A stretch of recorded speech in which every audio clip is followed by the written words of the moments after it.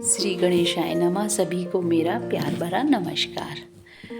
आज हम रामायण में कुछ चौंका देने वाले रहस्यों का वर्णन करेंगे। नंबर 1, क्या आपको पता है कि रामायण की रचना पहले हनुमान जी ने एक शिला पर की थी, लेकिन जब वाल्मीकि जी को इसका पता चला तो उन्होंने उस शिला को वहाँ जाकर देखा। उस पर हनुमान जी द्वारा राम कथा का वर्णन देखकर वाल्मीकि जी हैरान रह गए। इतना सुंदर वर्णन देखकर उन्हें बहुत आश्चर्य हुआ और उन्होंने हनुमान जी से कहा, हे पवन पुत्र, आपसे अच्छा राम जी का वर्णन तो कोई और कर ही नहीं सकता। आपकी रचना के सामने मेरा लेखन तो कुछ भी नहीं है। यह सुनकर हनुमान जी ने सोचा, वाल्मीकि जी एक कवि हैं, साथ ही साथ प्रभु श्री राम के भक्त भी हैं।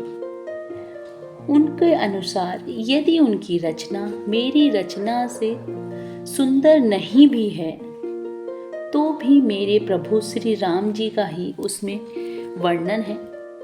और हनुमान जी ने अपनी लिखी हुई शिला को समुद्र में फेंक दिया और इतिहास में वाल्मीकि जी का नाम अमर हो गया। नंबर 2, रामायण में ही गायत्री मंत्र की रचना हुई।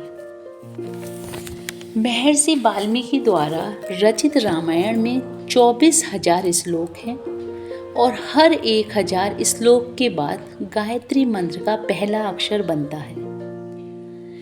इन्हीं 24 अक्षरों से गायत्री मंत्र की रचना हुई। नंबर 3, क्या आपको पता है कि हनुमान जी के एक पुत्र भी था। ब्रह्मचारी होने के बावजूद भी हनुमान जी के एक पुत्र था, उसका नाम मकरध्वज था। हनुमान जी जब लंका को जलाने के बाद समुद्र पार कर रहे थे तो वे अपनी पूंछ को समुद्र में बार बार डुबा रहे थे।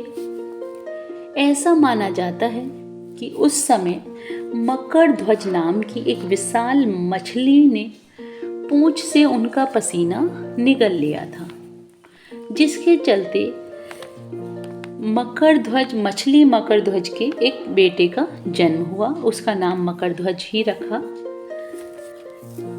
जो हनुमान जी का पुत्र कहलाते हैं।